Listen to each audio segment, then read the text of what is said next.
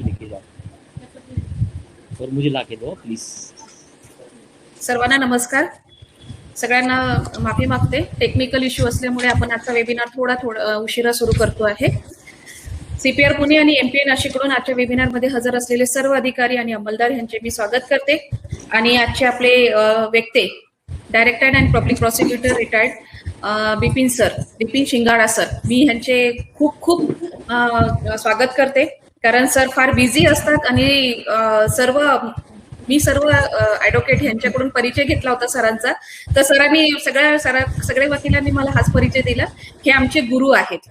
तर मी खूप भाग्य मानते की सरांनी आपल्याला आपला वेळ दिला आहे, अमूल्य मार्गदर्शन करणार आहेत. आजचा आपला विषय आहे तपास आणि अन्वेषण अधिकारी यांची कोर्टातील साक्ष.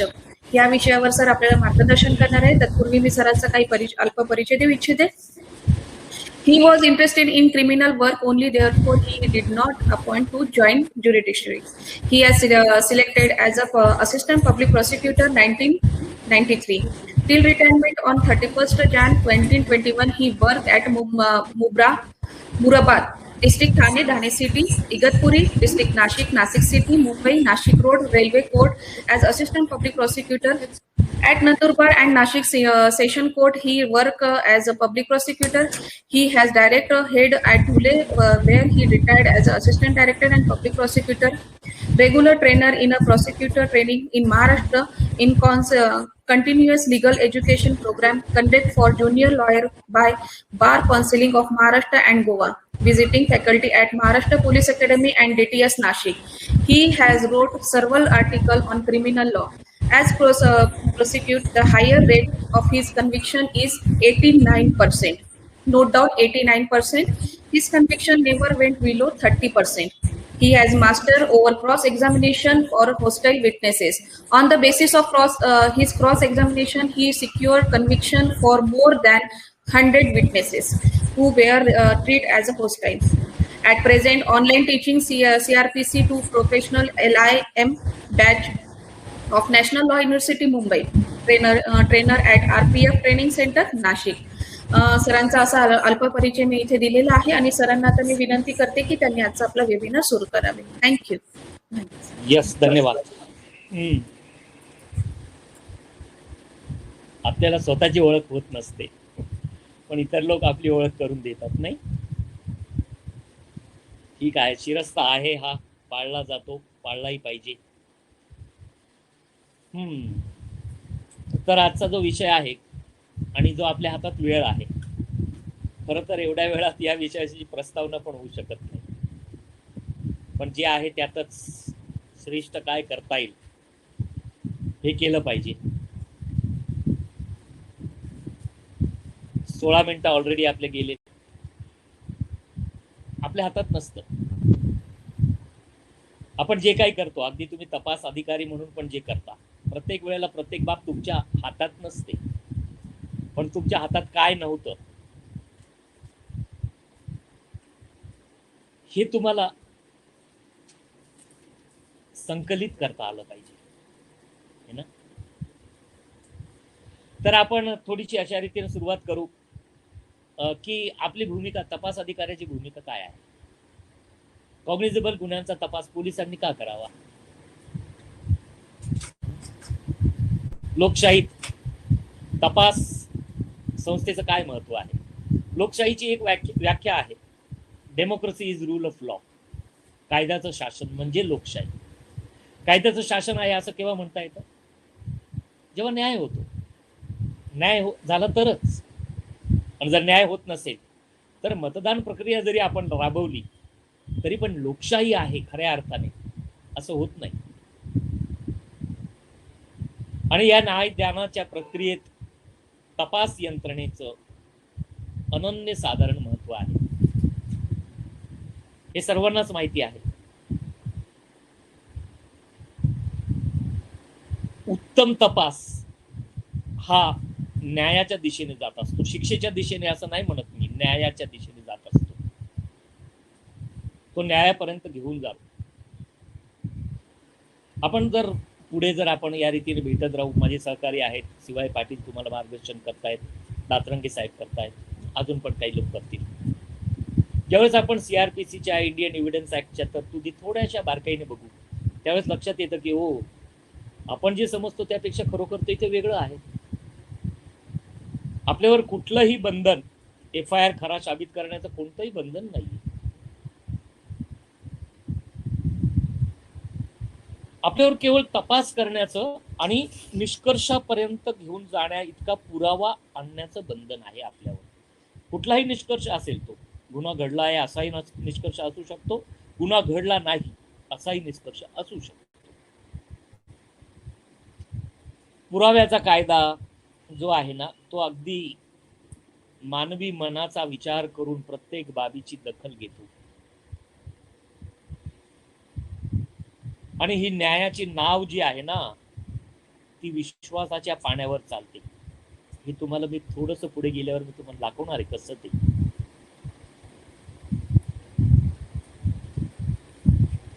मला हे सांगा की दखलपात्र गुन्ह्यात पोलिसांनी का, एक स्वतंत्र एजन्सी का? एक तर ते गुन्हे थोडेसे गंभीर स्वरूपाचे आहेत म्हणून ते दखलपात्र बनवलेले.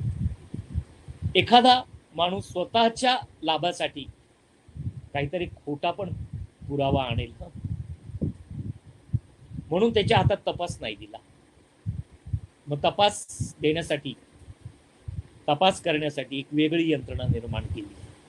कारण की न्याय देणं ही शासनाने स्वीकारलेली घटनात्मक जबाबदारी आहे.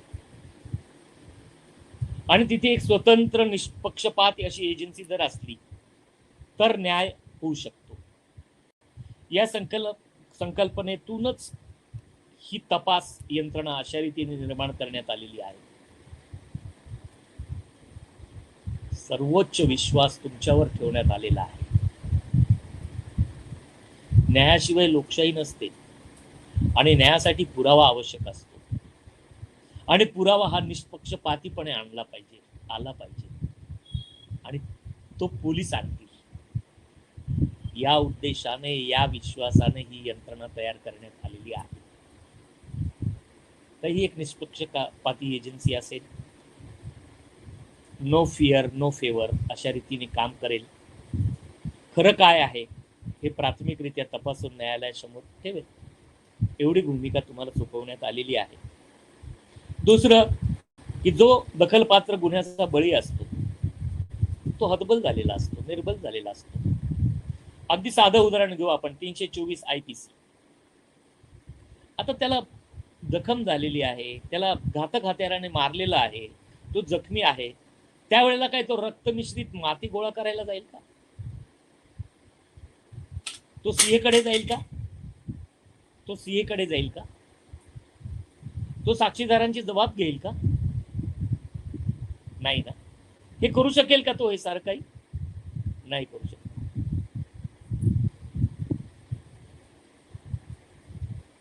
तर उस निर्बल के बलराम, वो कोण? पोलीस. त्याच्या वतीने काम कराल. पहिलं तर तुम्ही निष्पक्षपाती असाल, हा विश्वास. दुसरं की तो जे करू शकत नाही न्याय मिळवण्यासाठी ते तुम्ही कराल त्याच्या वतीने. This is the scheme of investigation. पोलिसांची अनेक जरी कर्तव्य असतील तरी सर्वात मोठं महत्वाचं कर्तव्य आहे गुन्ह्यांचा तपास. गुन्ह्यांचा तपास हे मुख्य आहे. अर्थात गुन्ह्यांची संख्या वगैरे हे काही फार उपयोगी नसतं. आपण जर गुन्हे दाखल केले नाही तर 0 गुन्हे पण असतील, है ना, असंही होऊ शकतं. पण त्याचा अर्थ असा होऊ शकतो का की गुन्हेगारी संपली, न्याय प्रस्थापित झाला? ऐसा नाही होता है, ऐसा नाही होता. गुन्हा करताना जो मनात भय वाटलं की मी पकडला जाईल, मला सोडणार नाही, ना पोलीस सोडेल ना न्यायालय सोडेल, कितीही मोठा वकील लावला पण जर मी गुन्हा केला असेल तर मी सुटू शकत नाही, ही भावना जर जनमानसात उतरली तर समजायचं की न्यायाचं राज्य प्रस्थापित झालेलं आहे. आणि आपल्या सर्वांचा प्रवास त्या दिशेला आहे. पोलीस यंत्रणा काय, प्रॉसिक्युटर्स काय, वकील काय आणि न्यायालय काय. कोणीही कोणाचं, पोलीस हा काय बळी व्यक्ती, तथाकथित बळी व्यक्तीचा एजंट नाहीये. तसाच वकील जो आहे तो त्या आरोपीचा एजंट नाहीये, तो न्याय्य बाजू मांडण्यासाठी आहे. पोलीस जो आहे हा नैसर्गिक पुरावे आणण्यासाठी आहे.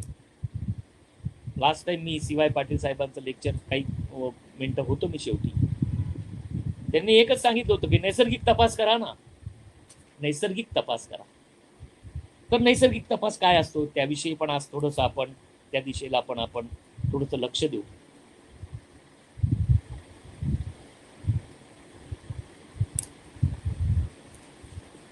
प्रत्येक FIR खराच असेल असं कायद्याने गृहीतच धरलेलं नाहीये, गृहीत धरलेलंच नाहीये. CRPC 173 की जो चार्जशीटचा सेक्शन आहे असं आपण म्हणतो.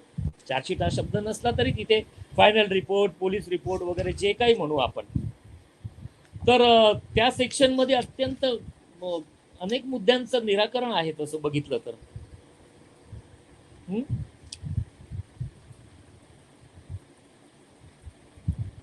त्याचा 173चा 2D तो काय म्हणतो, काय काय असावं त्या फायनल रिपोर्ट मध्ये, काय काय असावं. तर डी मध्ये काय म्हटलेलं, whether any offence appears to have been committed and if so by हुम.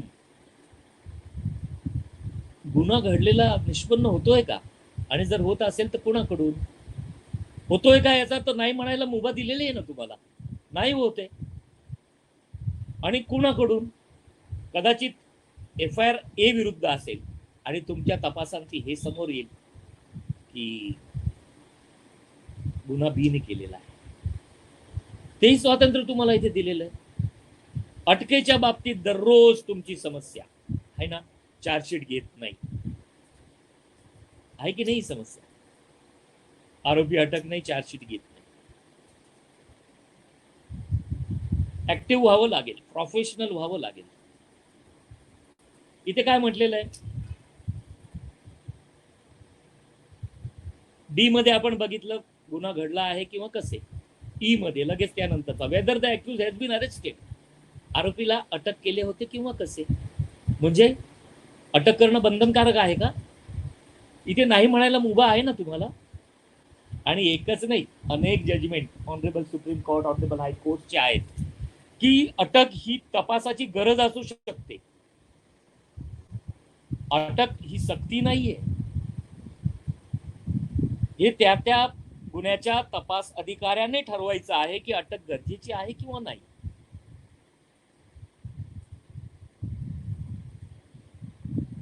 आणि मग असं जर असेल तर तुमची चार्जशीट आरोपी विना न स्वीकारणं वगैरे कसं काय होईल. तुम्हाला ऍक्टिव्ह व्हावं लागेल. तुम्हाला एवढे केस लॉज दिले आमच्या वक्त्यांनी, त्याचा वापर करा. हे तुम्हाला दाखवावे लागतील, तुम्हाला प्रोफेशनल बनावं लागेल. आणि आमच्या प्रॉसिक्युटर्सना पण तुम्हाला या मार्गावर सोबत घेऊनच, तुमचा आणि आमचा प्रवास एकाच दिशेचा आहे.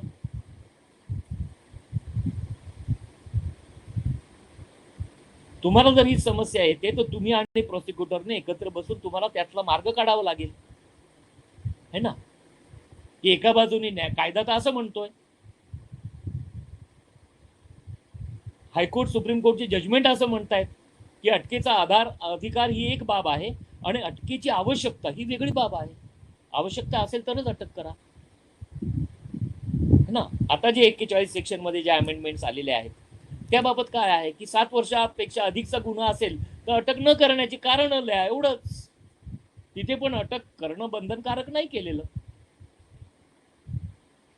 7च्या आतचा गुन्हा असेल तर अटकेची कारण लिहा, आणि 7 पेक्षा जास्त शिक्षेचा गुन्हा असेल 7 वर्षापेक्षा तर अटक न करण्याची कारण लिहा, असाच सेक्शन आहे. प्रोफेशनल बनना पडेगा.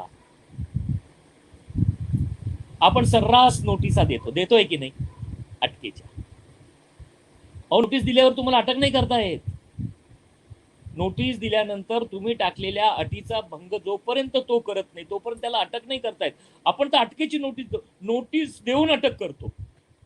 सर्रास उघड कायद्याचा भंग आहे हा. पण केवळ का, तो कोर्टातला क्लर्क सांगतो म्हणून आपण ती नोटीस लावून देतो. त्रास होईल या गोष्टींचा. चांगल्या तपासावर पण या गोष्टींचा दुष्परिणाम होणार आहे.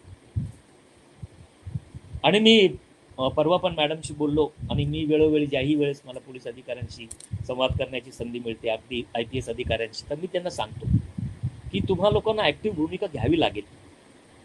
समजा की असाही प्रकार एका जिल्ह्यातल्या प्रत्येक कोर्टात हे जर प्रकार घडत असतील, तर त्या ठिकाणी त्या SDPOनी आपापल्या कार्यालयाच्या हद्दीत असलेल्या पोलीस स्टेशनच्या बाबतीतला अहवाल संकलित करून SP दिला पाहिजे, CP दिला पाहिजे, आणि तिथून डिस्ट्रिक्ट जजला पत्र गेलं पाहिजे की law says so and your magistrates are doing so. मी तर एक असिस्टंट डायरेक्टर होतो, मी काही पोलीस अधिकारी नव्हतो, तरी मी जिल्हा न्यायाधीशांना यासाठी पत्र दिलेले आहेत. 164 बाबत बरेच ठिकाणी आपण बघतो की मॅजिस्ट्रेट फक्त काय सांगायचं आहे आणि त्यांनी सांगितलं मला काहीच सांगायचं नाही, तर तेवढं टाईप करून घेतात, खाली सही करतात, संपला 164चा जबाब. हे चलेगा क्या?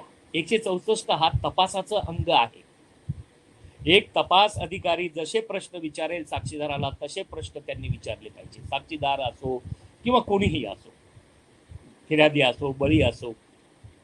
आणि तसं जजमेंट कोट केलं आम्ही त्या पत्रात की सुप्रीम कोर्टाने असं सांगितलं आहे की अगदी मायन्युटली प्रश्न विचारावे मॅजिस्ट्रेटने, पण तुमच्या जिल्ह्यातले मॅजिस्ट्रेट तसे प्रश्न विचारत नाही, असं आम्ही चार्जशीट स्क्रुटिनी करत असताना आमच्या निदर्शनास आलेलं आहे. तुमच्या मॅजिस्ट्रेट लोकांची ही कार्यप्रणाली ही न्यायसंगत नाही, तरी आपण त्यांना याबाबत उचित ते आदेश द्यावे. What wrong? असं पत्र दिल्याने काय बिघडणार आहे? आणि त्यांना कदाचित काहीतरी गैरसमजापोटी तुमच्या विरुद्ध काय ऍक्शन घ्यावीशी वाटली तर आम्ही आमचं हे जे प्रोसिक्युशन डिपार्टमेंट आहे ना, अख्खा तुमच्या सोबत आहे. पण हे काही दगडाखाली हात आल्यासारखं वागायचं काही कारण नाही. आपण कसला आपला हात दगडाखाली आलेला आहे? प्रत्येक पब्लिक सर्वंट आपापली भूमिका बजावतो, मग तो एक पोलीस कॉन्स्टेबल असो की एक उच्च दर्जाचा पोलीस अधिकारी असो की उच्च दर्जाचा न्यायाधीश असो, प्रॉसिक्युटर असो, ऑल प्रत्येक जण लोकसेवक आहे आणि प्रत्येकाच्या कार्यसीमा ठरलेल्या आहेत. कोणी कोणावर दादागिरी करण्यासाठी नियुक्त नाहीये. महामहिम राष्ट्रपती पण कोणाला शिवी देऊन बोलवू शकत नाही, राइट? तो फिर बाकी की किसकी बात है? बाकी कोण अधिकृत आहे मग त्यासाठी? कोणीच नाहीये, कोणीच नाहीये. फक्त आपण आपली लाईन दोरी समजून घेतली पाहिजे. आता मी तुम्हाला हे सांगतो की साबितीविषयी, कन्व्हिक्शन रेट विषयी सारखी चालू असते चर्चा, आणि राहिली पण पाहिजे, रहना भी चाहिए. का राहिली पाहिजे हे मी तुम्हाला सांगतो. 10% गुन्हे जर कन्व्हिक्ट होत असतील तर 90% FIR खोटे असतात का? खोटे असतात का? आणि ज्या वेळेला एखादा 353चा FIR असतो, गुन्हा असतो, ट्रायल चालते, आता तर सेशन कोर्टात चालते आणि पोलिसाने मार खाल्लेला असतो आणि ती पण केस ऍक्विट होते, तळपायाची आग मस्तकाला गेली नाही पाहिजे का? गेली पाहिजे, पण जाते का? नाही जाणवत, नाही जाणवत. कारण की आपण आपल्या कामाविषयी आश्वस्त नाहीये, है ना? तपासाबाबत आपण आपल्या काहीतरी संकल्पना तयार करून घेतलेल्या आहेत. वेळोवेळी आलेले जजमेंट्स वगैरे या आधारे ज्या मार्गदर्शक सूचना आहेत त्यात बदल होत गेले पाहिजे. मागच्या वेळेला तुमच्या बऱ्याच अधिकाऱ्यांनी ज्यांनी पार्टिसिपेट केलं होतं, CY पाटील साहेबांचं व्याख्यान, त्यांनी चॅटमध्ये लिहिलं होतं की साहेब तुम्ही सांगता ते सगळं खरं आहे, आम्ही 27चा पंचनामा आजपासून बंद करून टाकू, पण आमचे वरचे ऐकणार नाही ना, वरिष्ठ अधिकारी, है ना? काही लोकांनी हे लिहिलं होतं आमचे लॉ ऑफिसर स्क्रुटिनी करताना लगेच पॉइंट काढतील, पंचनामा केला नाही. एकदम बरोबर आहे, एकदम बरोबर आहे. काम करणारे नव्या नव्या पद्धतीचा वापर करून, जजमेंटचा वापर करून काम करायला तयार आहेत. म्हणून मी सांगतो, परवा मी मॅडमशी पण बोललो की मॅडम ट्रेनिंग सेंटर्सला पण हे सगळं झालं पाहिजे. असं नाही की तिथल्या व्याख्यात्याने 10 वर्ष आधी ज्या नोट्स तयार केल्या त्या नोट्सच्या आधारे तो आपल्या PSIच्या आणि DYSPच्या बॅचेसना शिकवतोय. हे नाही चलेगा. का आहे? आपल्या लाभात येणारे एवढे जजमेंट्स आहेत, ते फक्त CY पाटलांनाच पाठवले जातात का सुप्रीम कोर्टातून डायरेक्ट दातरंगेंना, शिंगाडांना? का बाकी तिथे पोचत नाही ते? आता तर ठीक आहे, मी टायटल बघितलं की एमपीए पण यात सहभागी आहे. तर हे सतत रिवाईज होत गेलं पाहिजे ना. दर दिवशी जजमेंट येतं. आणि मी तुम्हाला सांगतो की आपल्यासाठी मागच्या 10 वर्षापासून एवढी अनुकूल परिस्थिती आहे, एवढे जजमेंट्स आपल्या फेवरला आहे, येत आहेत, पण त्याचा वापर नाही होते, वापर होत नाही. तपासात पण ते जजमेंट रिफ्लेक्ट झाले पाहिजे. उदाहरणार्थ असे 1000 जजमेंट असतील, कमीत कमी 1000, की पोलीस अधिकारी हा विश्वसनीय साक्षीदार असतो. जोपर्यंत त्याचं आणि आरोपीचं वैमनस्य पुराव्यात येत नाही तोपर्यंत तो इतरांइतकाच विश्वसनीय आहे. असे 1000 जजमेंट आहेत. आपण चालतो का पोलिसाच्या? आपण स्वतः तरी नाही तो पोलिसावर कुठे विश्वास आहे म्हणून. हो, मी तर सुरुवातीला सांगितलं की लोकशाहीमध्ये सर्वात जास्त विश्वसनीय संस्था ही पोलीस आहे. म्हणून तुम्हाला एक इंडिपेंडंट, अनबायस्ड, पूर्वग्रह रहित अशी संस्था तुम्हाला समजून तुमच्याकडे हे काम सोपवण्यात आलेलं आहे. आणि फक्त ते थिअरिटिकल नाही, कायद्याच्या तरतुदी पण तशा आहेत. आता जसं मी सांगितलं, असे 1000 जजमेंट आहेत. परत एक सेक्शन आहे 134 इंडियन एव्हिडन्स ऍक्ट मध्ये, एकाच ओळीचा आहे. तो असं म्हणतो की कुठलीही बाब साबित करण्यासाठी विशिष्ट संख्येत साक्षीदार लागणार नाहीत. 2, 4, 10 नाही लागणार. याचा अर्थ काय? एकच साक्षीदार सगळ्या बाबी साबित करू शकतो. दुसरं आपण बघितलं, पोलीस हा विश्वसनीय साक्षीदार आहे. मग तो एकच साक्षीदार जर पोलीस असला तर चालणार नाही का? आपल्याला या दृष्टीने विचार करावे लागतील. साधं मी तुम्हाला प्रोहिबिशनचं उदाहरण देतो. आपल्याकडे बाकीच्या गुन्ह्यांच्या खबरी येऊ वगैरे न येऊ, पण प्रोहिबिशनची मात्र खबरच येते आपल्याकडे, आहे ना. सीवाय पाटलांनी सांगितलं होतं, चंद्रशेखर पाटलांनी, की नैसर्गिक तपास करा. का हो, तुम्हाला नाईट राऊंडला किंवा पेट्रोलिंगला फिरत असताना तुम्ही रेड नाही करू शकत? की आम्हाला काहीतरी संशयास्पद दिसलं म्हणून आम्ही तिथे जाऊन बघितलं, असं दिसलं, आम्ही अशी कारवाई केली. असं नाही होऊ शकत का? कुठे प्रतिबंध दिसलाय कायद्यात? पण हे कधीतरी कोणीतरी टाकलं ना, असं करायचं बरं का, फिर बस वो वैसाही चालू आहे. आणि मी तुम्हाला प्रॅक्टिकली हाताळलेल्या केसेसचं सांगतो. अगदी प्रोहिबिशनची केस, जे 2-3 पोलीस असतील रेडिंग पार्टीचे, ज्यात फिर्यादी आहे, बाकीचा रेडिंग पार्टीचा एखादा मेंबर असेल, ज्याच्या समक्ष पंचनामा झाला तो अधिक, या 3-4 पैकी मला जो फिट वाटायचा, चांगला व्यवस्थित बोलेल, मी तसा एकच साक्षीदार तपासायचो. एक, ओनली वन. तो काय सांगेल? तर आम्हाला आमच्या वरिष्ठांनी बोलून सांगितलं, अशा ठिकाणी अशी प्रक्रिया चालू आहे, तुम्ही जाऊन कारवाई करा. आम्ही 2 पंच बोलावले. आता ठीक आहे, ती केस तशी होती म्हणून पंचनामा तो बोलेल. पंच बोलावले, आम्ही त्या ठिकाणी गेलो, असं दिसलं, आम्ही नमुना घेतला, हे केलं, ते केलं, पंचनामा लिहिला, सह्या घेतल्या, सील केली, वगैरे वगैरे वगैरे. हा बघा, हा फक्त रेडिंग पार्टीचा मेंबर आहे उदाहरणार्थ, हा फिर्यादी नाहीये, त्याच्या समक्ष पंचनामा म्हणून याची सही नाहीये. तरी मग काय झालं, त्या ठिकाणी पंचनामा लिहिला, अमुक अमुक याने लिहिला, आमच्या अंमलदार सोबत अमुक अमुक होते, त्यांनी सही केली आणि पंचांनी सह्या माझ्या समोर केल्या सही. मग मी त्याला पंचनामा त्याच्याकडनं साबित करून घेऊ शकत नाही का की हाच पंचनामा आहे का? हो, माझ्या साहेबांची सही आहे, मी त्यांची सही ओळखतो, हे सगळं कायद्यात मान्य आहे. बघा, एकच साक्षीदार आणि तो विश्वसनीय ठरला, आरोपीशी वैमनस्य नाही तर तो विश्वसनीय आहे, पूर्णपणे त्याच्यावर विसंबून जजमेंट देता येतं. असे अनेक शेकडो जजमेंट आहेत. मग मी त्याला एफ आय आर कडे घेऊन जातो. मग काय झालं, तुम्ही कुठे गेले? तिथून पोलीस स्टेशनला आलो साहेब. काय केलं? ठाणे अंमलदारकडे आमच्या सोबत असलेले अमुक अमुक भडांगे याने फिर्याद दिली. मी उभा होतो ना साहेब, माझ्या समोरच सगळं सांगितलं, या पंचनाम्यात लिहिलंय तसंच त्याने सांगितलं, सगळं तंतोतंत माहिती सांगितली. मग काय केलं? त्याने सही केली. तो होता तिथे? हो, माझ्या समोरच केली सही. ही आहे का? आहे. त्यानंतर अमुक अमुक, ही बघा, ही पावती, आमच्या पोलीस स्टेशनचा हा कॅरियर कॉन्स्टेबल हा सीए कडे घेऊन गेला नमुना, आणि हे आलेलं सीए सर्टिफिकेट. मग मी एक प्रश्न त्याला हळूच विचारणार, तुझा आणि आरोपीचं काही पूर्वपरिचय आहे का? पूर्ववैमनस्य नाही विचारणार मी, पूर्वपरिचय आहे का? तुम्ही तर नाही लिहिलेलं त्याच्या जबाबात, पण मी विचारेल, कारण की मला तो केसला वापरायचा आहे. मी त्याला विचार, काय तुमचा पूर्व परिचय आहे का? तो काय म्हणेल? नाही. संपलं, बस. पुढे मी काहीच विचारणार नाही. आता आरोपीच्या वकिलाला जेवढी क्रॉस करायची तेवढी करू द्या. ठीक आहे, साबित नाही होणार का? साबित झालेले आहेत, अपिलात पण टिकलंय. साबित झाल्यानं अपिलात पण हल्ल्या नाही. कारण हे वाक्य विचारून घेतलं ना, त्यानंतर मी आर्ग्युमेंटमध्ये ही सगळे केस देऊन टाकले. एकच साक्षीदार चालतो, पोलीस हा विश्वसनीय असतो, पूर्व वैमनस्य नसेल तर त्याची साक्ष ग्राह्य धरून शिक्षा देता येते. सब दे देणे का? पण आपल्याला त्यातनं बाहेर पडावं लागेल ना. गुप्त बातमीदारामार्फत बातमी मिळाली. तुम्हाला हे बाहेर पडावं लागेल, आमच्या प्रॉसिक्युटर्स नाही बाहेर पडावं लागेल, है ना. तुम्ही जरी हे सगळं करून पाठवलं तर प्रॉसिक्युटरवर बंधनकारक नाहीये की त्यांनी ते सगळं तपासत बसायचं.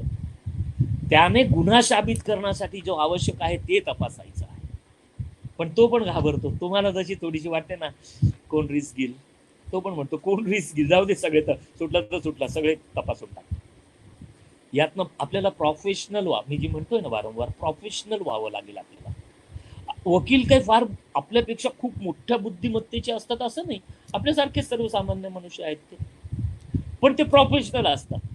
ते त्यातनं लूप हॉल शोधतात.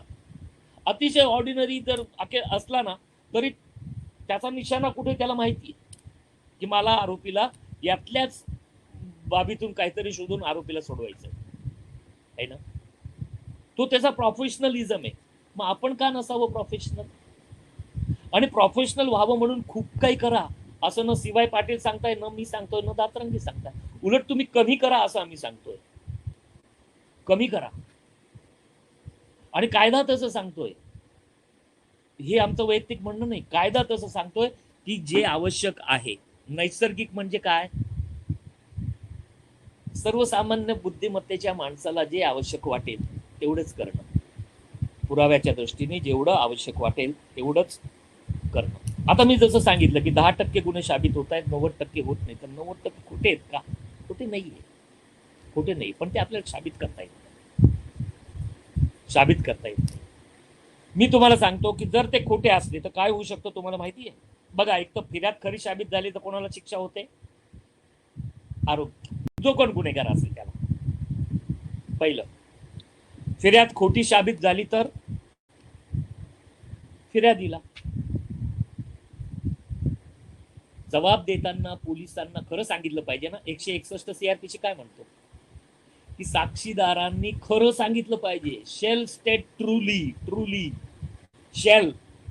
आता ज्यावेळेस बंधन टाकलंय तर बंधन पाळलं नाही तर शिक्षा पण असली पाहिजे. आपण कधी आता शेलचा कुठे शिक्षा आहे शोधायचा प्रयत्न केला का? की 161च्या जबाबात आपल्याला एखाद्या साक्षीदाराने खोटी माहिती दिली असं जर साबित झालं तर त्या साक्षीदाराचं काय करावं? काय शिक्षा त्याला? काय दंड? आपलं रोजचं काम आहे. 161चे जबाब आपण रोज, आणि हा शोधच घेत नाही आपण. साधा सेक्शन आहे ना 177 IPC, giving false information to police. कधी केलं का आपण याचा वापर? पण त्याने जर खोटी तुम्हाला माहिती दिली असेल तर 177 याची शिक्षा त्याला व्हायला पाहिजे. तुम्हाला खरं सांगितलं पण कोर्टात जाऊन खोटं बोलला, बरोबर आहे, तर 193 ते 196 मध्ये त्याला शिक्षा व्हायला पाहिजे. तुम्हाला माहिती की 193 ते 196 मध्ये कोर्टात खोटी साक्ष दिल्याबद्दल अधिकतम शिक्षा फाशी आहे. माहिती आहे? नाही. आपला IPC सुरू होतो 143 ते 49, मग उडी मारतो 279 वर डायरेक्ट. आणि त्याच्यामध्ये तर सगळी ताकद आहे. 172 ते 188, 166 वगैरे आहे ना, ते बघत नाही. आता समजा तुमच्या समोर एखाद्याने खोटा पुरावा सादर केला किंवा आयोने खोटा पुरावा तयार केला, घरी बसून पंचनामा केला म्हणजे खोटा पुरावा तयार करणे. 193 ते 96 मध्ये शिक्षा. खोटा तपास केला,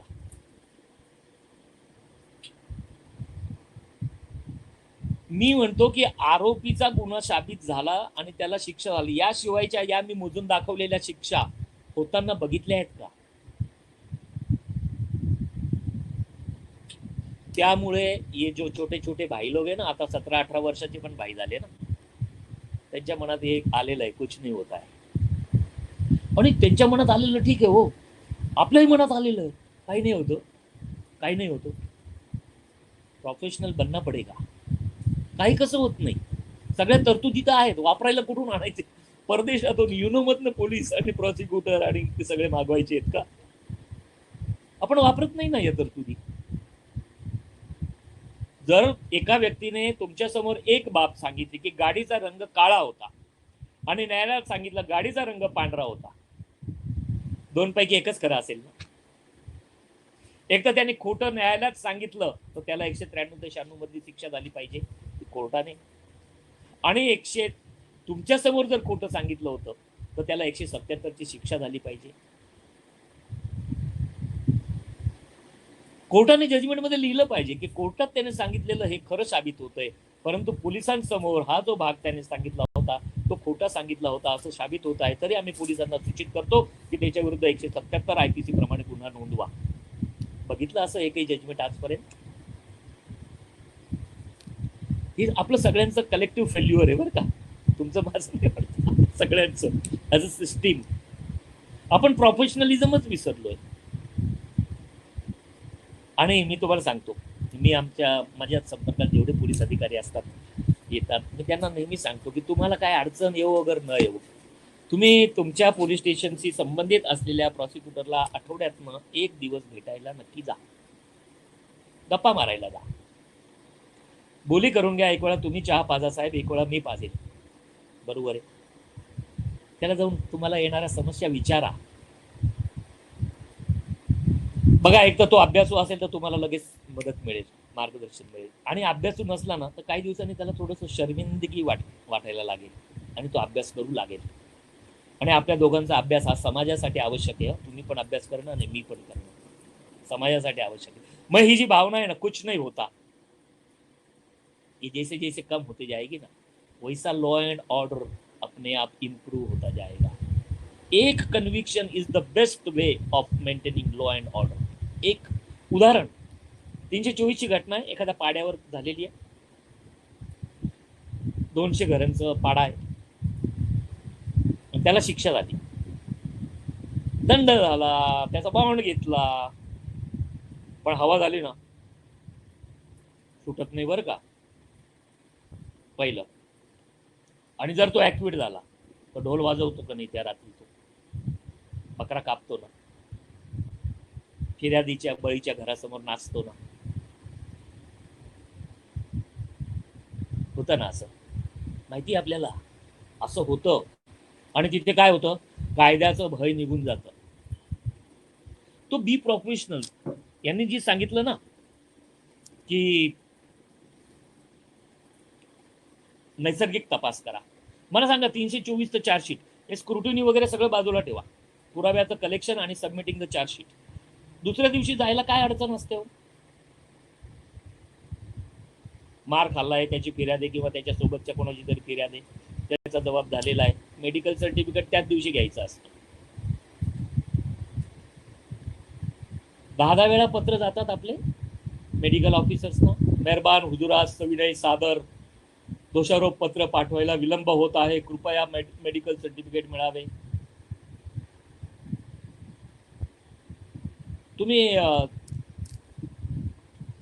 91चा आदेश नाही देऊ शकत, जर त्यांनी वेळच्या वेळी जर दिलं नाही आपल्याला तर आदेश नाही देऊ शकत त्यांना की तुमच्या ताब्यात असा डॉक्युमेंट आहे, तो आम्हाला तपासा कामी या आवश्यक आहे, जर करा, नाही देता येणार.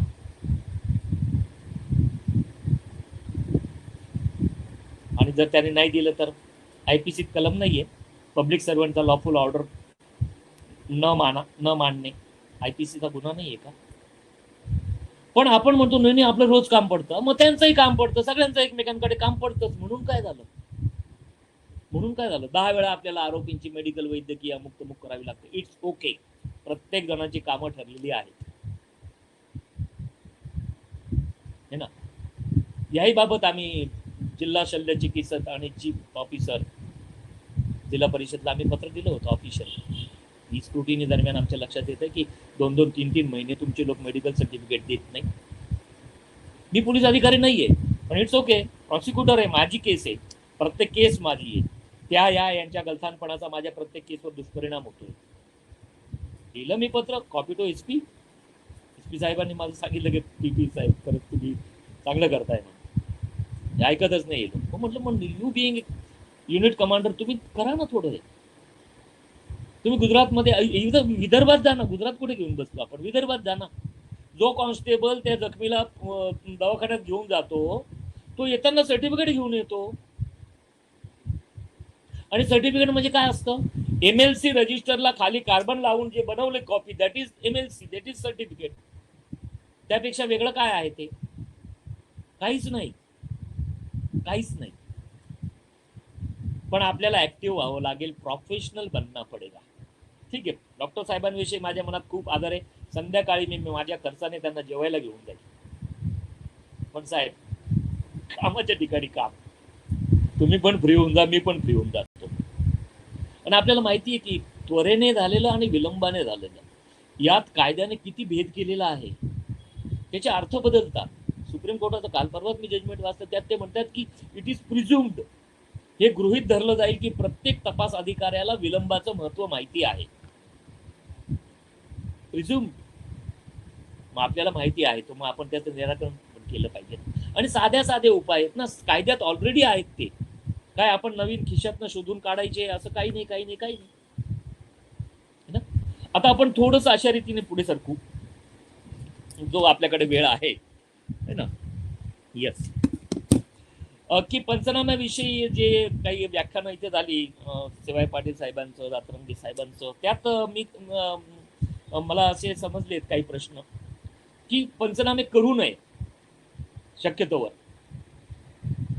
असा शिवाय पाटलांचा सल्ला आहे. आणि त्या समर्थनार्थ त्यांनी अनेक जजमेंट तुम्हाला दिले, अनेक जजमेंट. एकदम मी त्यांचं, आम्ही एकमत आहे आमचं सर्वांचं, या करायचेच नसतात. पंचनामा म्हणजे काय हो, 177 रूल नंबर काय म्हणतो पोलीस मॅन्युअलचा? नाही,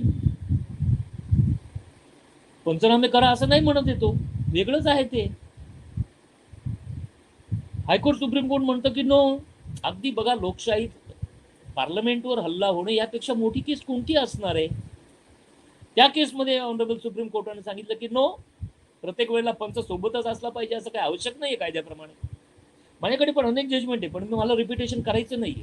फक्त तो मुद्दा मला या रीतीने तुमच्या समोर मांडायचा आहे की जर बघा, पोलीस मॅन्युअल म्हणजे काय, मेहरबान पोलीस महासंचालकांचे स्टँडिंग ऑर्डर्स, बरोबर आहे की नाही, एका बाजूला, सुप्रीम कोर्ट हायकोर्टाचे जजमेंट दुसऱ्या बाजूला. यात एकमत आहे सर्वांचं की नो पंचनामा, अननेसेसरी. फक्त आपण काय केलं, मी बघितलं, मी एक आयो आहे, उद्या माझ्यावर काहीतरी कलंक नको, आरोप नको, म्हणून मी एक साक्षीदार ठेवतो प्रत्येक बाबीला पंचनामा. आपलं स्वतःचं एवढं अवमूल्यन करून घ्यायचं काय कारण आहे? मी हे बघितलं, मला हे दिसलं. पण ज्यावेळेस हे त्यांनी सांगितलं त्यावेळेस काही लोकांनी हे सांगितलं की मग साहेब ते 14 GR आहे त्याचं काय? त्यात सांगितलंय पब्लिक सर्वंटला पंच म्हणून घ्या. लाथरंगे साहेबांच्या व्याख्यानाच्या वेळेला हे सांगितलं की शिवाय पाटील सांगता पंचनामे करू नका, तुम्ही सांगता अशा प्रकारे पंचनामे करा. तर हे मुद्दे आपण क्लिअर करून घेऊ. 14 GR मध्ये असं नाही सांगितलेलं की प्रत्येक या बाबतीत पंचनामा करावाच लागेल, असं नाहीये ते. पंचनामा करणार असाल तर कसे पंच घ्यावे असं आहे ते. दुसरं, लाथरंगेंनी हे नाही सांगितलं की प्रत्येक बाबतीत पंचनामा करा, करणार असाल तर कसा कराल हे सांगितलं. राईट, कुठेच विसंगती नाहीये. नसलेली विसंगती शोधण्याचा प्रयत्न करू नका. जो बात है जटिल नहीं है उसे जटिल ना बनाए. हाँ, सरल है. Law is common sense. आणि कॉमन सेन्स कसा रिफ्लेक्ट होत असतो हे मी तुम्हाला सांगतो की असं असताना पण ज्या क्रिमिनल म्हणजे पोलीस मॅन्युअल एक सांगतंय, हाईकोर्ट सुप्रीम कोर्ट तेच सांगतंय, तो ये कौन है जो हमें पंचनामा करवा रहा है? और वो पंचनामा कि जिसका लाभ आरोपी को मिल रहा है, कि जी आपल्या मूलभूत उद्देशाच्याच विपरीत आहे. हम क्यों कर रहे हैं उसे? कौन करवा रहा है? शोधावं लागेल ना. काही नाही, 10-20 जजमेंट तुमच्या प्रत्येकाच्या फाईलमध्ये असले पाहिजे हो. अगदी कॉन्स्टेबल पासून ते सर्वोच्च पदापर्यंत न्यायालयात जाताना ती फाईलच हातात पाहिजे. कामाच्या वेळेला पण आपल्या डोक्यात ते बसलेले पाहिजे. ठीक आहे ना, पंचनामा नाही करता आला ना, कारण लिहून टाका ना, कारण लिहा, या कारणास्तव नाही करता आला. तुम्हाला मी 2 तरतुदींकडे तुमचं लक्ष देतो. 157 काय म्हणतो, गुन्हा दाखल झाला की तुम्ही एक तर पोलीस स्टेशन इन्चार्जने स्वतः घटनास्थळावर गेलं पाहिजे किंवा कोणाला तरी डेप्युट केलं पाहिजे, नियुक्त केलं पाहिजे. जा बाबा घटनास्थळावर आणि बघ काय तपास कर पुढचा, है ना. 157चा हा मॅन्डेट आहे, हा आदेश आहे. बाकीचा कुठलाच टप्पा सीआरपीसीने ठरवून दिला नाहीये आयोगासाठी, फक्त हा टप्पा ठरवून दिलेला आहे की FIR दाखल, मूव स्टार्ट फॉर घटनास्थळ. काय म्हणतोय, and shall proceed in person or shall depute one of his subordinate officers to proceed to the spot of to investigate the facts and circumstances of the case. हे investigate and if necessary, हे पुढे खूप महत्वाचं आहे, and if जर आवश्यकता भासली तर, and if necessary to take measures मोजमाप नव्हे, steps to take measures for discoveries करण्यासाठी जे काय करावं लागेल ते करावे. And arrest the offender if necessary. Discovery if necessary असेल तरच, आणि अरेस्ट पण इफ नेसेसरीच. पण आपण आरोपीला अटक का केलं नाही, यात प्रोफेशनलिझम बाजूला पडून जातो. नको त्या गोष्टींना आपण जास्त वेळ देतो, शक्ती खर्च करतो, आणि जे सोपं आहे ते अवघड करून टाकतो,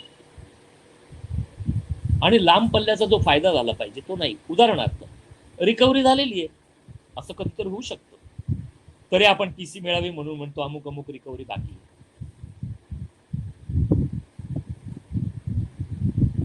आहे ना, आणि मग कोर्ट MCR करून टाकतो. क्या करणार. किती समस्या येतात ना.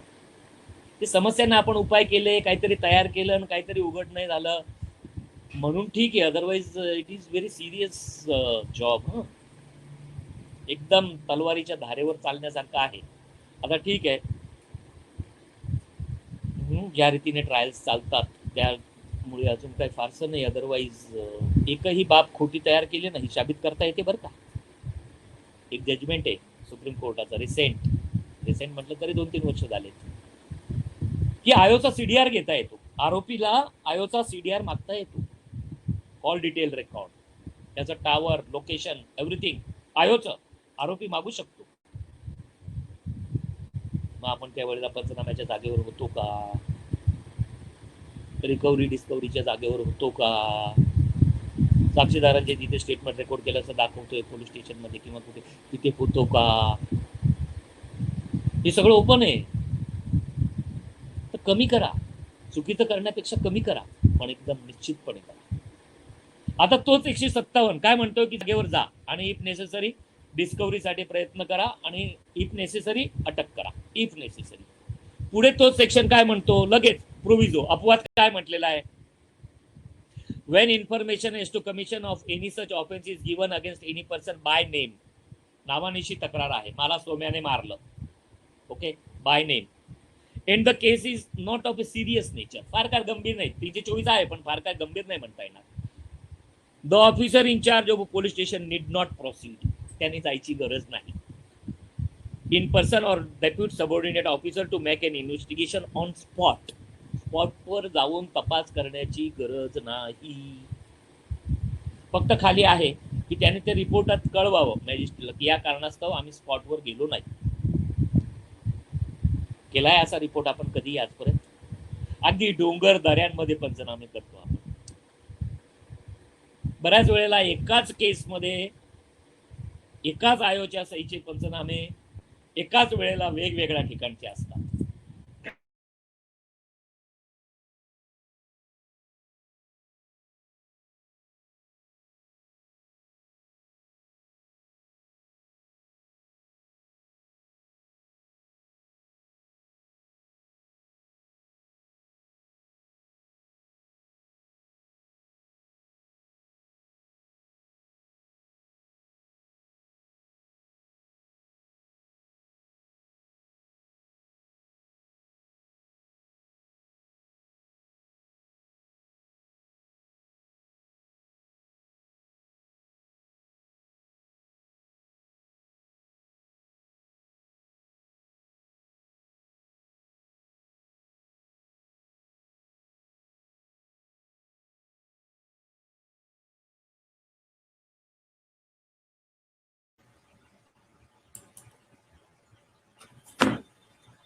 एक 5 मिनिटं सरांचं कनेक्शन ऑफ झालेलं आहे.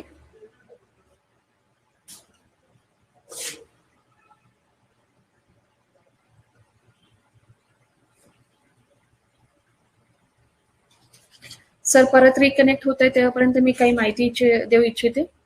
आपल्याकडे जी क्विज घेतली जात असते त्यावर भरपूर मला मेसेजेस असतात की आम्हाला ती सर्टिफिकेट प्राप्त झालेली नाहीये, तर त्याबद्दल मला काही गोष्टी सांगायच्या आहेत.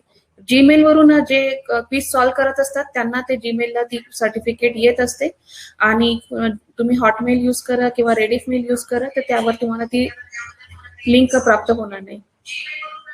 सरांना कॉल करा. सर ऑफलाईन झालेत. ओके. आणि सध्या जे आपलं ह्या आजचा जो विषय आहे त्यावर आपली कुठल्याही प्रकारची क्विज घेतली जाणार नाही आहे. आणि प्रत्येक युनिटला जे माहिती देण्यात येत आहे की ई लर्निंग कोर्स करा. ह्या ई लर्निंग कोर्स हा MPAचा जो ई लर्निंग कोर्स आहे ते आपल्याला कोर्स करायचे आहेत. वेबिनारमध्ये ज्या सर्टिफिकेट प्राप्त होतात त्यांचा आणि ई लर्निंग कोर्सचा इथे कुठलाही संबंध नाही आहे. तर ही दोन गोष्टी वेगवेगळ्या आहेत. वेबिनार हे वेगळं आहे, ई लर्निंग हा पोर्टल वेगळा आहे. तर सर्वांनी ई लर्निंगचे कोर्सेस करावे ही सर्व अधिकारी आणि अंमलदार यांना मी विनंती करते. ओके. आवाज येतोय सर? येस, माझा आवाज येतोय? येस सर, येत. कंटिन्यू करायचं? येस. Okay sir, thank you.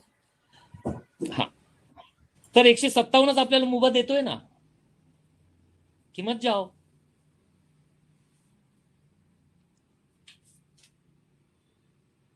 नैसर्गिक तपास शिवाय पाटलांनी सांगितला होता.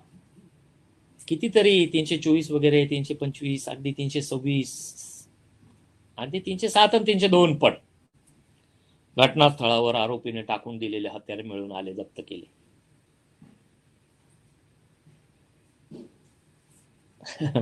आरोपीला पोलिसांची फार चिंता असते. बिचारे येतील, मग ते कुठे शोधतील, चला इथेच टाकून देऊ.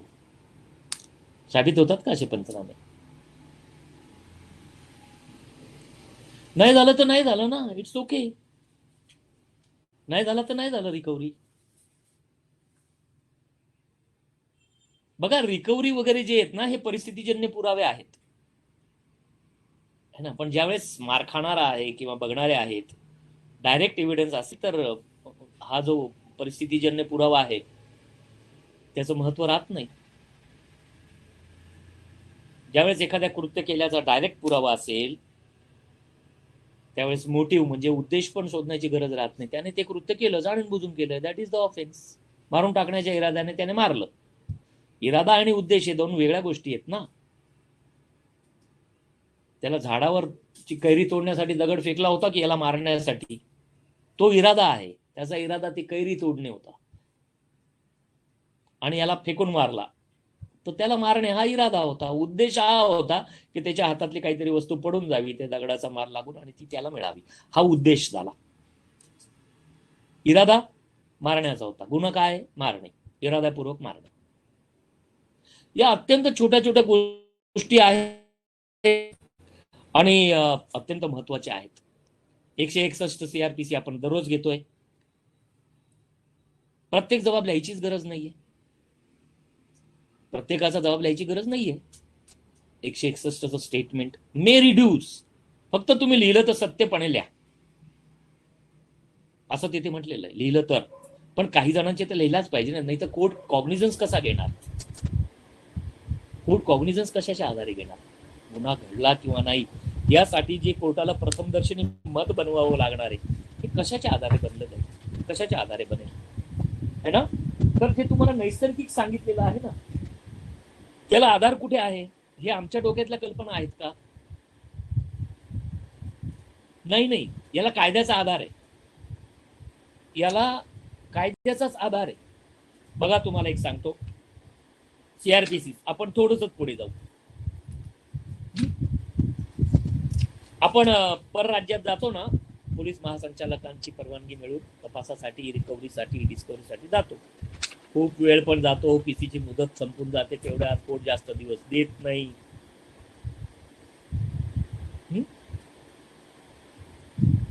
166 CRPC काय म्हणतो, उदाहरण मी तुम्हाला देतो. म्हणजे तेव्हा माझ्या बघण्यात आली नव्हती एक प्रोव्हिजन 166ची, पण मी असं उदाहरण माझ्या डोक्यात होतं आणि मी द्यायचो की तुम्हाला इथे नाशिकमध्ये एका पोलीस स्टेशनमध्ये कस्टडीत असलेला आरोपी म्हणतो की मी ती वस्तू दिल्लीच्या राजीव गांधी किंवा कॅनॉट पॉलिस या मेट्रो स्टेशनच्या जवळ असलेल्या मुतारीच्या मागे खड्डा करून ठेवून दिलेली आहे. आपण काय मग त्यानंतर परवानगी हे ते PCR मुदत 17. मला असा विचार पडायचा की असं नाही होणार का मी त्या पोलीस स्टेशनच्या इन्चार्जला फोन करेन की मी असा इन्चार्ज इथला आहे, त्याने अशी माहिती दिलेली आहे, मी तुम्हाला फॅक्सने किंवा ईमेलने पाठवतो आमच्याकडे कसा CR आहे काय आहे, आणि त्याने असं सांगितलं आहे की ती वस्तू तिथे आहे, तुम्ही जरा तपास करा आणि असेल तर प्लीज ताब्यात घ्या ना, मला कळवा. तसं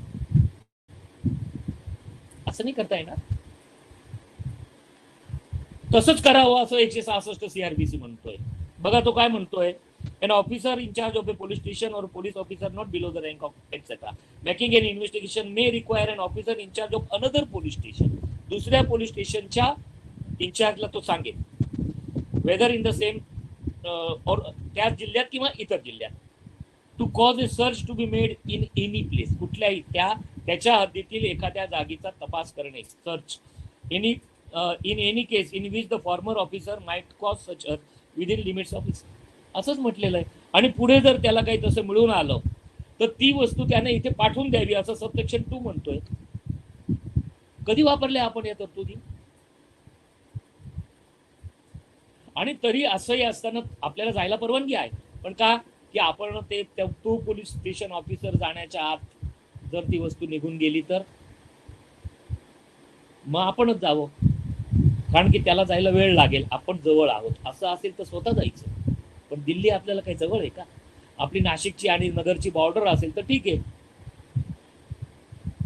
की ते पोलीस स्टेशन त्याचा इन्चार्ज कुठे बसतो, त्याला याला 40 किलोमीटर इथे यावं लागेल आणि माझ्या पोलीस स्टेशनच्या हद्दीपासून 5 किलोमीटर वरती जागा आहे, तर मी स्वतः पण जाईल.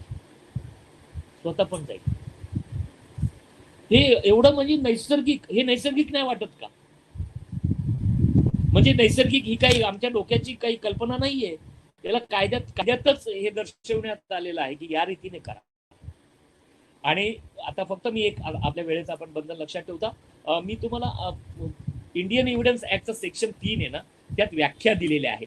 त्यात प्रूव्ड, साबित झाले असे केव्हा म्हणावे याची व्याख्या आहे.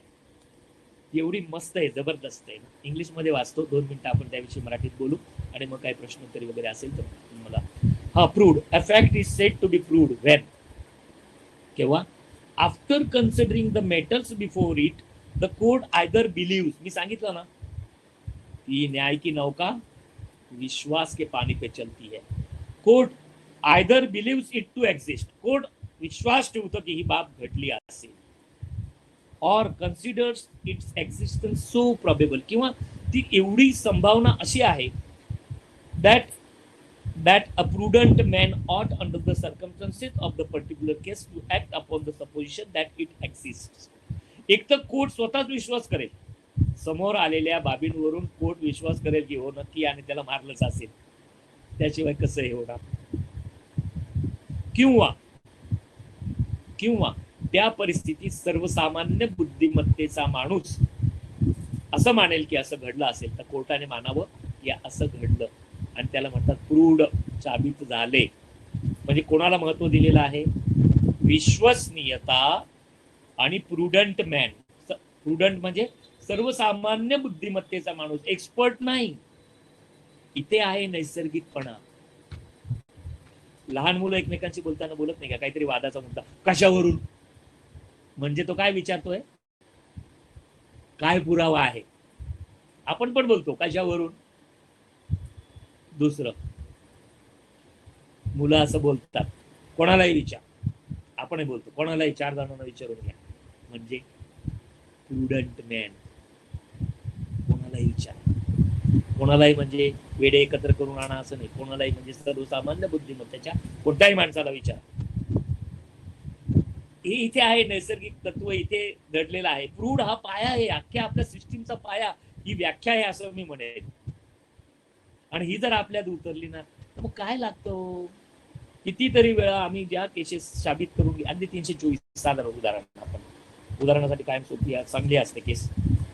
आम्ही मेडिकल सर्टिफिकेट पण प्रूव्ह न करता, पंचनामा प्रूव्ह न करता, हत्यार जप्ती प्रूव्ह न करता 324 केसेस साबित झालेल्या आहेत. म्हणतो की मला बने चाकूने मारलं रविवार कारंज्यावर अमुक तारखेला दुपारी 3 वाजता. त्याची ही साक्ष जर उलट तपासात हल्ली नाही, त्याला शपथ दिली, याचा काही अर्थ आहे की नाही. आमच्याकडे एक जजमेंट आहे, त्याचा रेशो म्हणजे आत्मा एका ओळीचा आहे. The ordinary presumption is that a witness under oath deposes truth. सर्वसाधारण गृहीत तत्व हे आहे की शपथेने बांधलेला व्यक्ती खरं बोलतो. मग जर उलट तपासात तो हल्लाच नाही, हे त्याचं आधीची ही विधानं असती अशीच राहिली, झालं केस साबित. आमच्याकडे असे जजमेंट आहे, त्यात पुन्हा एक वाक्य आहे की corroboration is not rule of law. Corroboration ज्याला आपण काय म्हणतो, पुष्ट्यर्थ पुरावा, हा काय कायद्याची आवश्यकता is not requirement of law. ही काय कायद्याची आवश्यकता नाहीये. मी तुम्हाला 134 एव्हिडन्स ऍक्ट सांगितला एका ओळीचा, वाचून घ्या. Corroboration is not rule of law. बस झालं, तो काही रूल ऑफ लॉ नाहीये. It may be necessary in certain circumstances. मग कॉर्पोरेशन हे आवश्यक आहे, हे विरुद्ध पक्षाने साबित करायचं आहे. आणि तो जर साबित करत नसेल तर या 4 ओळीच्या पुराव्यावर 324 साबित नाही होणार का? म्हणजे हे फक्त प्रॉसिक्युटर म्हणूनच विचारात घ्यावं लागेल असं नाहीये. हे तुम्हाला तपास करताना पण नाही, तिथे साक्षीदार इट्स ओके. रात्री 12:30 वाजता तो रस्त्याने बस स्टँडवर चालला होता त्या घराकडे, कोणी नव्हतं आजूबाजूला. कसले आपण आजूबाजूचे जबाब घेतो? घ्यायचं तेवढं घ्या, मी झोपलो होतो, मला माहित नाही. नैसर्गिक एवढे पंचनामे तुम्हाला दाखवले, की एवढे जजमेंट दाखवले पंचनामे 27 साठी काही गरज नाही पंचनाम्याची. आपण पहाटे 3 वाजता पण पंच मिळतात आपल्याला. माझ्या समोर सांगितलं, कसं काय शक्य? हे नैसर्गिक आहे का?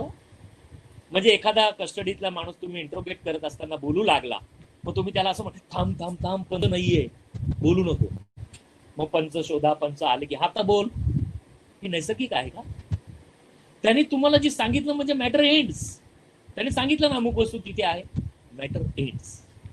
27 सेक्शनची रिक्वायरमेंट काय आहे? तो कस्टडीत आहे आणि तो तुम्हाला एखादी बाब उघड करून सांगतोय. डिस्कवर, कवर, डिस्कवर, आच्छादन हटवतोय त्या बाबीवरचं, आधीपासून हटलेलं. Fact discovered can not be rediscovered. आधीच आपल्याला घटनास्थळ माहिती आहे, नाटक झाल्यावर पुन्हा घटनास्थळ दाखवायचं, चोरीची जागा दाखवतो आणि चार्जशीट पाठवायचं. दंड होतील अशा कुठे अशा तपासांमध्ये दंड होतील, शिक्षा होतील, इन्क्वायऱ्या होतील. It is not, already discovered आहे ना, ऑलरेडी डिस्कवर्ड आहे. आणि ज्यावेळेस त्याने सांगितलं की अशी अशी बाब तिथे आहे, कसं पंच आणाल तुम्ही? ऐकतं 165 किती क्लिअर म्हणतोय की तुम्ही स्वतः पण जायची गरज नाहीये. तुम्ही तिथल्या पोलीस स्टेशन इंचार्जला सांगा की साहेब आप जाके देख लो ना जरा. कुठे पंचाचा काय आहे का उल्लेख त्याच्यात? हा, एखाद्या 100 सेक्शन केव्हा लागू होईल? सर्च अँड सीझर असेल तर, बंदिस्त जागेत असेल तर, अदरवाईज नाही. तर मला वाटतं की आज आपल्याला मॅडम काय म्हणताय, बरोबर आहे? वेळेचं कसं आहे? नाही सर, आपण एक 15 मिनिटं अजून पुढे घेऊया, कारण ऑलरेडी लेट झालेलं आपलं सुरू. हो ठीक आहे, माझी काही हरकत नाही. मी तर आधीच सांगितलं की हा विषय असा आहे की 1 तास वगैरे तर प्रस्ताव दिला हा. आणि एवढा सरस, एवढा रसाळ विषय, हा असा बोजील विषय नाहीये. मी तुम्हाला सांगतो की तपास करता आमचे एक प्राध्यापक होते, प्रिन्सिपल होते, काणे सर. ते आम्हाला सांगायचे की वकील कसा, की त्याने एकदम बाल सहज प्रश्न विचारले पाहिजे. काय झालं, कुठे झालं, कोणी केलं, कशानं केलं, कशासाठी केलं, हे प्रश्न एक आयोचे असले पाहिजे. सिनेमा बघून आल्यावर पूर्वी ना एक जण सिनेमा बघून यायचा वाड्यातला, आणि मग संध्याकाळी सगळे मुलं त्याला गोळगा करून बसायचे आणि मग स्टोरी सांगायचा. 3 तासाचा सिनेमा बघायचा आणि तो 12 तास स्टोरी चालवायचा, कारण की प्रश्न यायचे. कसं झालं, मग हिरो कसा आला तिथे, मग एवढ्या गर्दीत त्याला कसं दिसलं? हे सगळे प्रश्न आपले असले पाहिजे. दिस इज नॅचरल इन्व्हेस्टिगेशन. पण काय आलं, जशा जशा सुविधा वाढत गेल्या ना तशी तशी समस्या वाढत गेली. जेव्हा आपण हाताने स्टेटमेंट लिहायचो 20 वर्ष आधी, चालूच होते आपल्या हाताने कार्बन कॉप्या काढणं चालू होतं. अजून पण काही ठिकाणी असेल क्वचित, तिथे कॉपी पेस्ट होत नव्हतं. आता वरती नाव बदलतं पण खालचा भाग तसाच. आधीच स्टेटमेंट एका महिलेचं होतं की माझे पती, मग दुसरं स्टेटमेंट पतीचं आलं, तोही म्हणतो माझे पती. Copy paste. कॉपी पेस्टला एवढं लाईटली नका घेऊ. It is fabrication of false evidence. We are generating false record. It is an offence. मी म्हणतो थोडं करा ना, थोडंच करा, खूप करूच नका, करू नका खूप, है ना. प्रोहिबिशनला कसले पंचम पिंच काय नाही. आम्ही रेट अगदी एनडीपीएसला पण तशी रेट मान्य आहे कायद्यात. सुप्रीम कोर्ट हायकोर्ट म्हणतं की if it is a chance red, मग कुठे ते क्लास 1ला वगैरे वगैरे कुठे आलं काही तिथे माहिती नोंदून ठेवणे, या तरतुदी गैरलागू झाल्या. सुप्रीम कोर्ट म्हणतं की तुम्ही एकदम प्रत्येक 10 पैकी 1 जणाची तुम्ही जडती घेताय रेल्वे स्टेशनच्या बाहेर, आणि त्यात जर त्याच्या खिशात जर कॉन्ट्राबँड नार्कोटिक सापडलं तर ह्या तरतुदी कशात तुम्ही पालन करणार? की कुठेतरी ती लिहून ठेवली पाहिजे, मग ती त्याला विचारलं पाहिजे की तुला क्लास 1 ऑफिसर समोर वगैरे वगैरे. कुठे आलं काही गॅझेटेड ऑफिसर्स? नाही. तिथे जर नाही गरज तर मग इथे प्रोहिबिशनला गरज आहे का? प्रोहिबिशनच्या शिक्षा वाढवल्या आपण, रेग्युलर केसेस झाल्या, पण आपली प्रक्रिया तीच आहे. त्यामुळे शिक्षा वाढवून काही नाही होत. आपण खूप कडक कायदा म्हणजे काय करतो, जास्त शिक्षा दर्शवणारा कायदा, त्याने काही नाही होणार. शिक्षा कमी पण असली ना तर माणसाचा जीव बदलून टाकते ती. 6 महिन्यामध्ये गेला ना तरी त्याचं आयुष्य, त्याला 6 महिन्याची 14 वर्ष करा, पण जर तपासाची प्रक्रिया ठीक नसेल, कोर्टात पुराव्याचं सादरीकरण जर योग्य रीतीने होणार नसेल तर ते त्याला कधीच जन्मठेप होणार नाहीये. मग तो म्हणतो कुछ नहीं होता है. वकिलांना बोलतात आरोपी बरं का आजकाल, कुछ नहीं होता वकील साहब, तुम हमको डराओ मत, तुम सिर्फ खडे रहो. पोलिसांशी पण वागत नाहीत का? हा जा, तुम्हाला काय करायचं ते करा. अरे ये क्यों हुआ? अरे यार हम चाचा थे, हम भतीजे कैसे बन गए? हा विचार येत नाही का आपल्याला? यायला पाहिजे. आणि सोपं करा ना. आम्ही असं म्हणत नाही की बहुत कुछ बडा करू, साधा करू, नॅचरल करू. फक्त जे 2-5% गुन्हे जे आहे की जे टेक्निकल तपासाचे आहे त्यासाठी आपल्याकडे स्पेसिफिक ट्रेनिंग आहे. बाकीचे तर हे मी जे बोलतो हे गुन्हे जे मी तुम्हाला सांगितले हे 90% हे गुन्हे कव्हर होतात. मी सांगतो त्या. आता उदाहरणार्थ 279, 337, 304 पण असेल कदाचित. मी बहुतेक असे स्टेटमेंट बघितलेले आहेत. आम्ही या गाडीत आमच्या अमुक गाडीत जात असताना किंवा आम्ही अशा बसने नाशिक मुंबई बस क्रमांक अमुकने प्रवास करत असताना समोरून भरधाव वेगात मारुती ओमनी MH अमुक नंबरची गाडी आली व त्या गाडीने भरधाव वेगात व निष्काळजीपणे वाहन चालवून आमच्या गाडीला धडक दिली व असे झाले. हे नैसर्गिक आहे का? आपण एसटीत बसताना नंबर म्हणतो का कधी?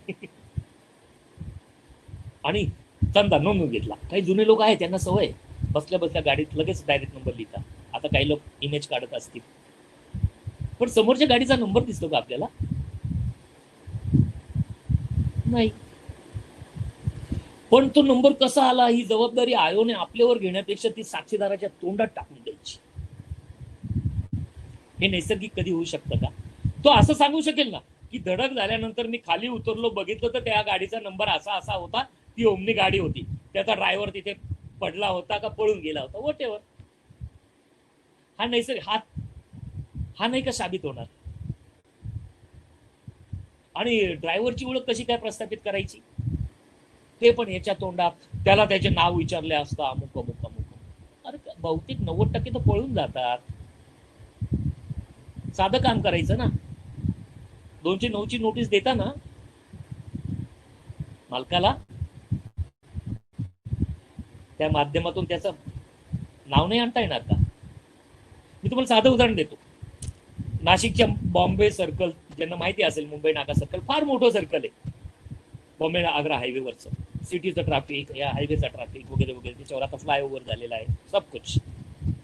ऍक्सिडेंट होता, मोटरसायकलला ट्रकने चिरडलं होतं, जवान जागेवरच तरुण मरण पावला होता.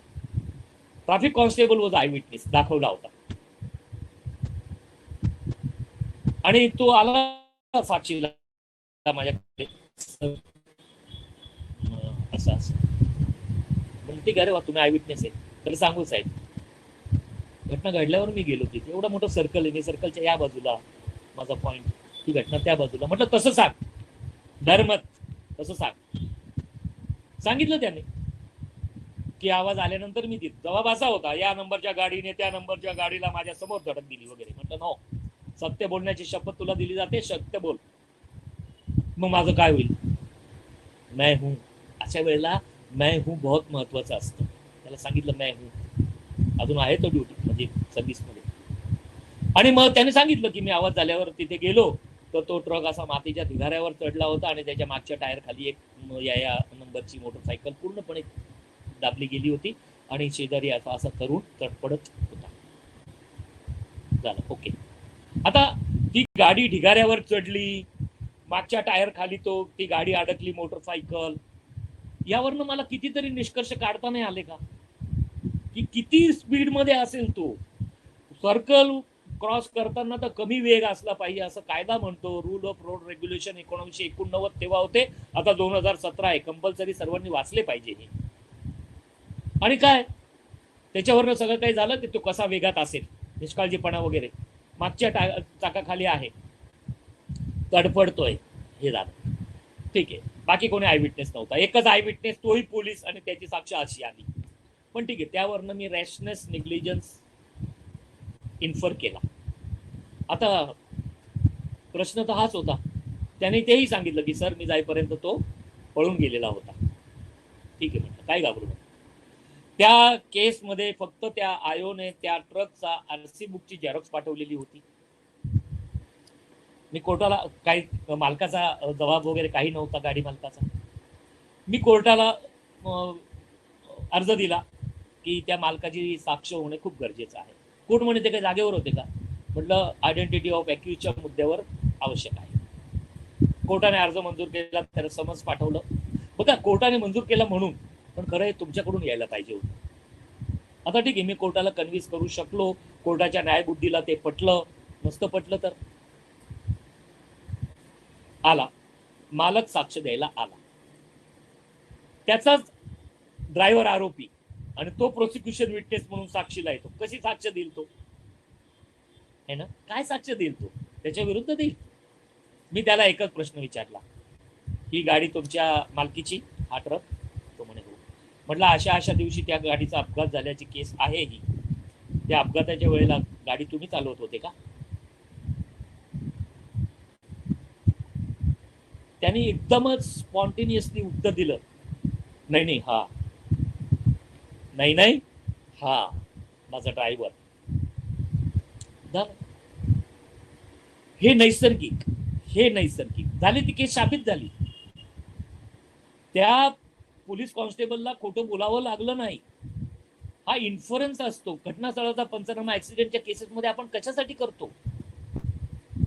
इन्फरन्स काढण्यासाठी. दोन पैकी कोणाची चूक असेल किंवा एकच वाहन असेल तर हे कसं चाललं असेल, कसं गेलं असेल. आपण मोटर व्हेकल इन्स्पेक्टरला का पाठवतो ती गाडी तपासायला? की उद्या तो असा बचाव ना घेऊ की माझा ब्रेक फेल झाला होता किंवा काय झालं होतं.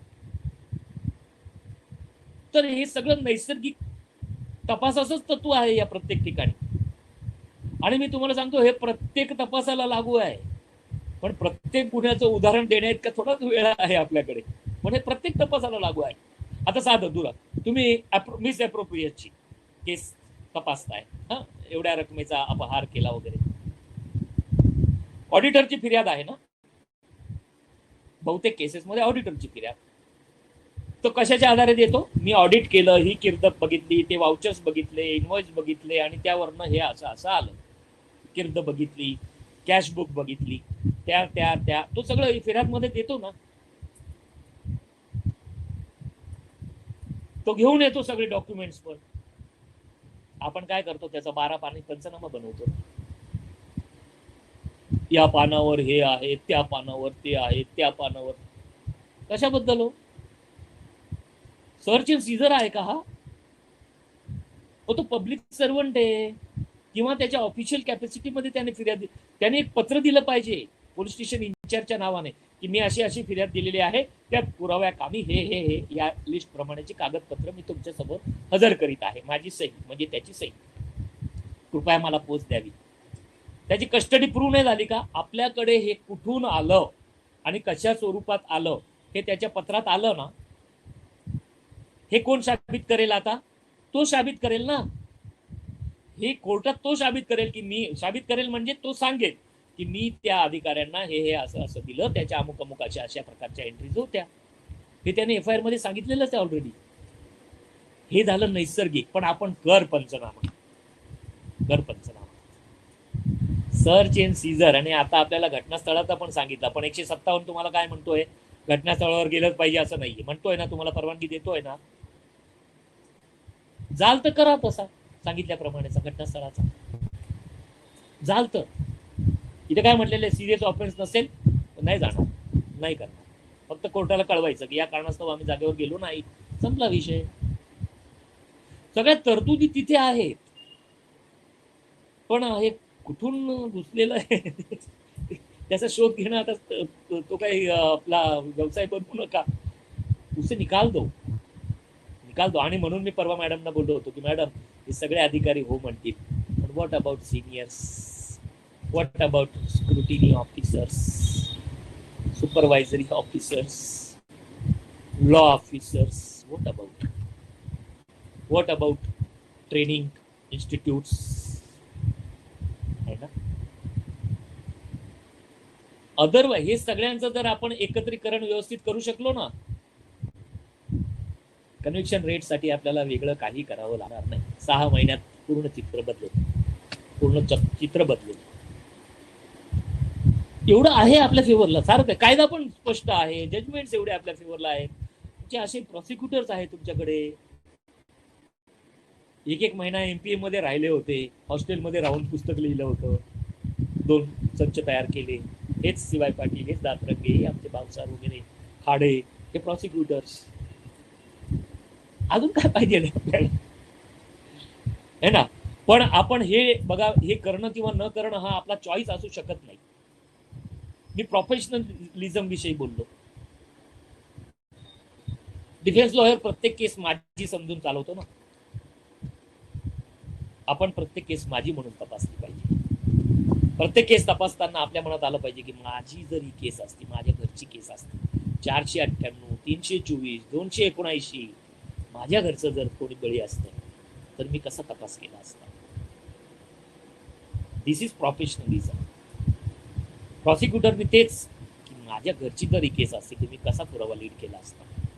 ठीक आहे, आयोगाकडनं काही चुका झाल्या आहेत, तर त्या कशा बाजूला सारून मी पुढे सरकलो असतो, हे प्रॉसिक्युटरने विचार केला पाहिजे. न्यायाधीशांकडनं आपल्या काही अपेक्षा नाही, त्यांनी पुराव्याप्रमाणेच काम केलं पाहिजे. त्यांनी पुराव्याप्रमाणे काम, फक्त आलेला पुरावा कसा पर्याप्त आहे, उपयुक्त आहे, हे पटवून कोर्टाला सांगण्याचं काम तुमचं आणि प्रॉसिक्युटरचं आहे. हे बघा, मी पुन्हा सांगेल की आपल्या विरोधात काही खूप दिव्य आत्मे आहेत असं नाहीये. आपण ह्या टाळता येण्या जोग्या जर चुका आपण जर टाळल्या तर आपण दिव्य बनणार आहोत. हा भास निर्माण झालेला आहे की अमुक तमुक तमुक, ऐसा कुछ नाहीये. आपण जर या गोष्टी टाळल्या तर काय करू शकणार? पण टाळायला पाहिजे, कारण की उद्देश आहे ज्यासाठी आपली नेमणूक आहे, आपली संरचना आहे, त्याच्या विपरीत जर आपली कार्य होत असतील, जाणून बुजून, अनावधानाने, काही कशाही रीतीने, अज्ञानामुळे, गैरसमजुतीने, गैरमार्गदर्शनामुळे, कारण काही असलं, शेवटी त्याचा परिणाम काय होतो? चोर उचक्के बडे होते. आणि आपण ज्या समाजात राहतोय, आपला परिवार ज्या समाजात राहतोय आणि राहणार आहे, तो समाज कसा बनवायचा हे आपल्या हातात आहे. We are social engineers. आणि त्यासाठी काही खोटं करावं असं आम्ही स्वप्नात पण तुम्हाला सांगणार नाही. कायद्यात आहे त्याचाच फक्त वापर. आणि नॅचरली अत्यंत साधेपणाने. मी सांगितलं ना की रात्रीच्या वेळेला कोणाला कोणी मारलंय किंवा लुटलंय, खिशातलं पाकिट मारलंय, मोबाईल, ठीक आहे, आजूबाजूला कोणी नव्हतं साहेब त्यावेळेला, एका साक्षीदारावर केस साबित होईल. आजूबाजूची जबाब घ्या की आम्हाला माहिती नाही, आम्ही झोपलो होतो, संपलं. असे नाही की घेऊ नका. आणि भर दिवसा घटना घडली तरी तो म्हणत असेल की मी एकटाच होतो, तरी आजूबाजूचे जबाब घ्या. आजूबाजू दुकानदार, पानवाला, चहावाला सांगेल आम्ही तर इथंच होतो साहेब, आमच्या समोर तर काहीच घडलं नाही. आहे ना, बी समरीची परवानगी आहे ना आपल्याला, आहेच. 173 पण ते म्हणतो की गुन्हा घडला आहे किंवा कसे, 173चा 1चा ड वाचला आपण थोड्या वेळा आधी, आहे ना. तर दिस इज, हे मला प्रोफेशनलिझम म्हणून जे सांगायचं आहे ते मला हे सांगायचं आहे ना. तर 166 बघा किती क्लिअर आहे की आपण म्हणजे 166 बऱ्या म्हणजे लक्षच नाही, वापरच होत नाही त्याचा. आपण कशाला या हद्दीतून त्या हद्दीत पळापळ करतोय. त्या सेक्शनच्या वर्डिंगवरनं स्पष्ट आहे की स्वतःच्या हद्दीच्या बाहेर, इन द डिस्ट्रिक्ट और अदर डिस्ट्रिक्ट, धावपळ करायची गरज नाहीये. आणि आज आम्ही प्रॉसिक्युटर, आज आमचे मित्र प्रॉसिक्युटर्स आहेत, कालपर्यंत मी होतो, आज मी डिफेन्स लॉयर आहे. हे सगळे मुद्दे मी काढेल ना, मी तुम्हाला विचारणार आहे, अहो तुम्ही त्यांना फोन लावला का, त्यांना मेसेज पाठवला का वायरलेस वगैरे की तुम्ही चौकशी करा, नाही ना. मग मी पुढचे सजेशन देईल की तुम्ही जर त्यांना सांगितलं असतं चौकशी करा तर त्यांना काही सापडलं नसतं, हे तुम्हाला माहिती होतं म्हणून तुम्ही त्यांचा संपर्क साधला नाही. तुम्ही ही वस्तू घेऊन गेले आणि तिथून आणली. ज्यावेळेस न्यायाधीश 166चा चष्मा लावून हे माझं पुराव्यातले विधानं वाचतील ना, मी खरा साबित होईल. हे होऊ द्यायचंय का आपल्याला?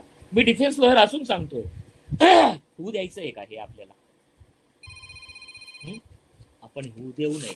आणि त्यासाठी वेगळं काय करा असं म्हणत नाही. तुम्ही जे अतिश्रम करताय, आम्ही म्हणतो की श्रम कमी करा, धावपळ कमी करा, जे पंचनामे आवश्यक नाही, ज्या प्रक्रिया आवश्यक नाही त्या करू नका, है ना. कारण की 100 लिटर दुधाचं भांड असेल, त्यात 10 ग्राम मीठ पडलं ना, तो भी दूध फट जाता है ना. एक असत्य बाब केस रेकॉर्ड खराब करते. विश्वसनीयता, आपण बघितलं की विश्वास हा शब्द आहे त्या प्रूडच्या व्याख्येत. बिलीव्स,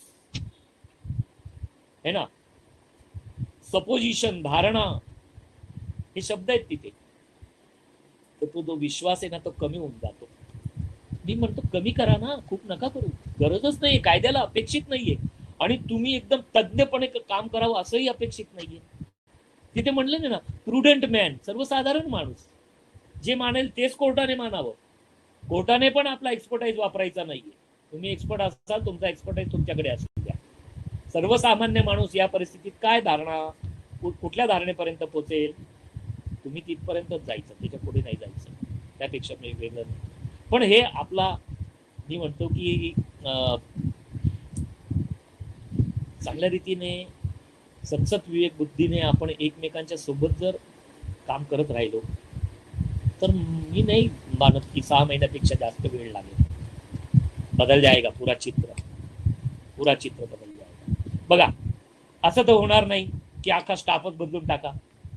एक retired chief justice of India बोलले होते एका टीव्हीच्या वार्तालापात की पूरा दल बदल देना चाहिए. मी म्हणतो की वो ते शक्य नाहीये, पण मानसिकता बदलावी लागेल ना आपल्याला. आणि त्यासाठी काय मानसोपचार तज्ञाकडे जायचंय का आपल्याला? कुछ नहीं. कानून के अंदर जो लिखा है और बहुत साधा है, लॉ इज लॉजिक. कायदा म्हणजे तर्क असतो, जे तर्कात बसतं तेच कायद्यात असतं. आणि इथे प्रुडंट या शब्दामुळे ते एकदमच क्लिअर करून दिलेलं आहे त्यांनी. प्रूड म्हणजे काय, साबित झाले, सिद्ध झाले असे केव्हा म्हणावे, ती व्याख्या करून दिलेली त्यांनी. आणि आपण म्हणतो कायदे जुने झाले, बदला. पण जे आहे त्याचा वापर तर करा, है ना. आपण म्हणजे समाज म्हणतो, ज्यांना कायद्याविषयी काही नाही माहिती, ते पण म्हणतात काहीच माहिती नाही, कधी कायद्याचा क त्यांना माहिती नाही, पण ते पण भाषण देतात, कायदे जुनाट झालेले, ते बदलले पाहिजे, अमुक तमुक तमुक तमुक, है ना. यस, तो आता बऱ्याच गोष्टी आहे, आपण कधीतरी बोलू त्याविषयी. हं, पुराव्याला, तोंडी पुराव्याला काय महत्व असतं, तोंडी पुरावा कशी, क्रिमिनल सिस्टीमचा आत्मा हा तोंडी पुरावा आहे.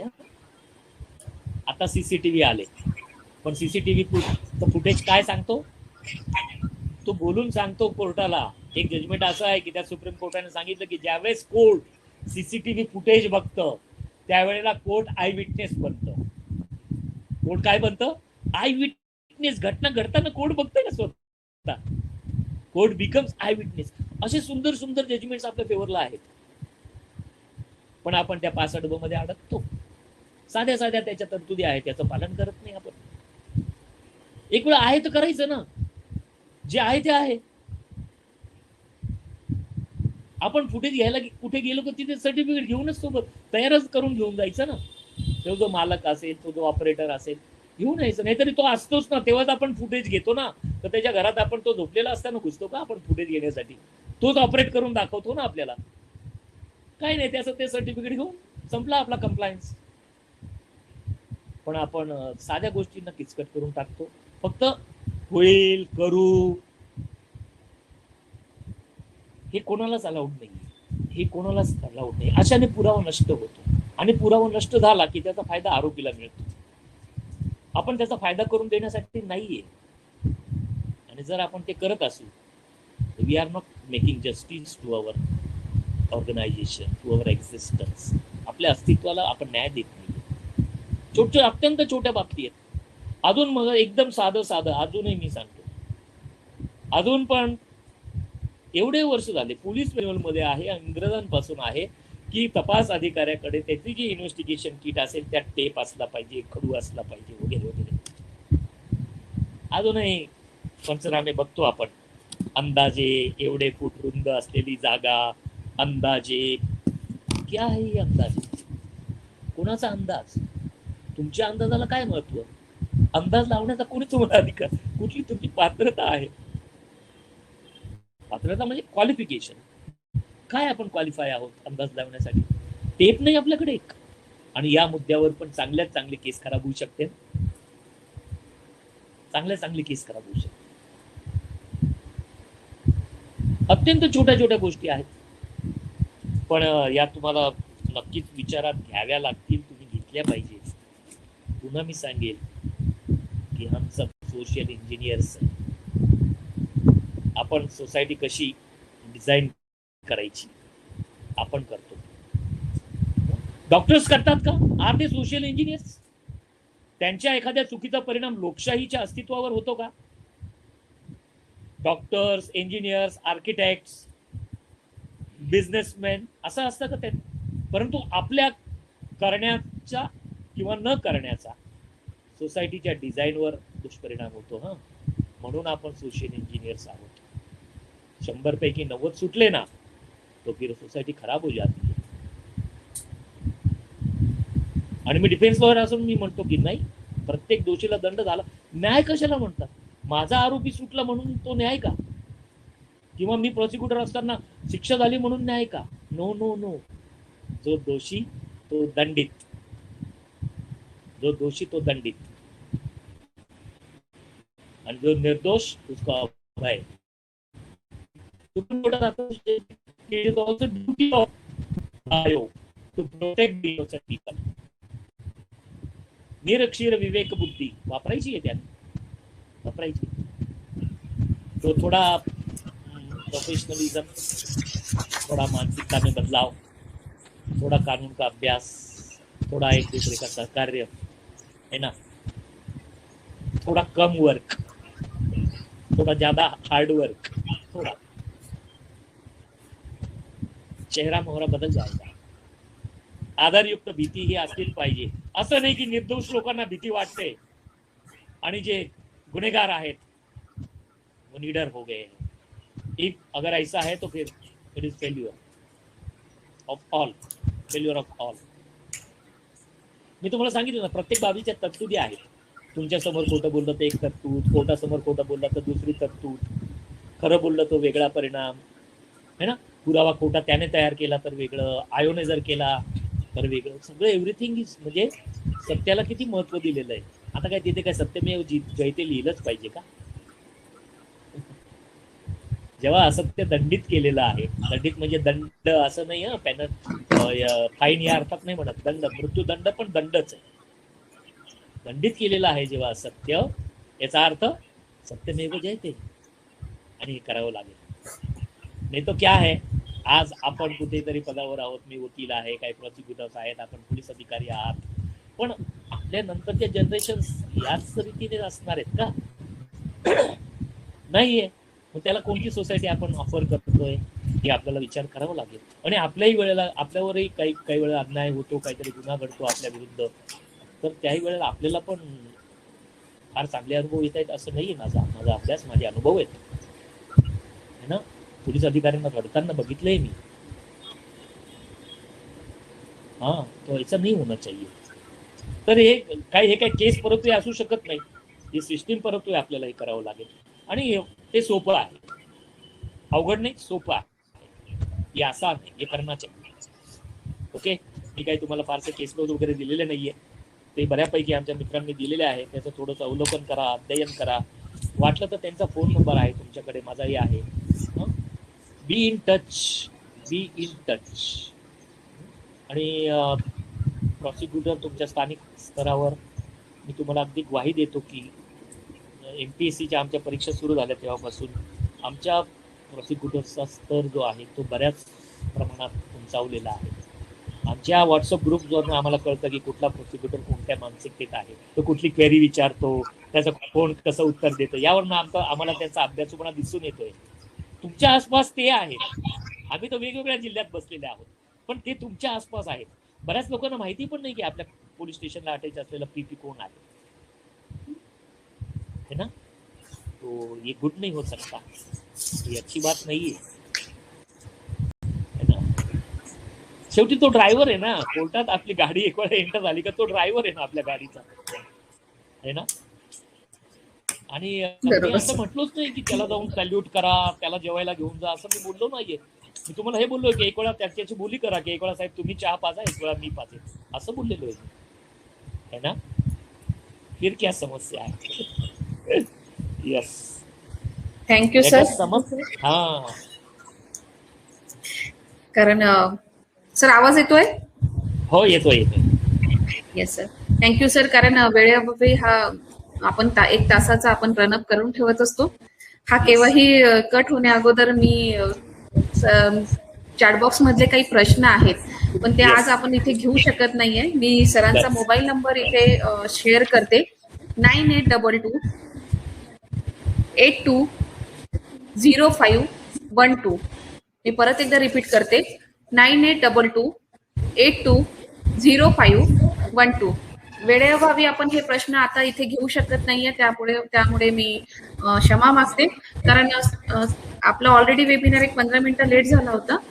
तर आपले काही जे प्रश्न असतील ते तुम्ही सरांना डायरेक्टली फोन करून सुद्धा विचारू शकता. मी CPR पुणे आणि MPA नाशिक या दोघींकडून आज सरांनी आपला अमूल्य वेळ इथे दिलेला आहे.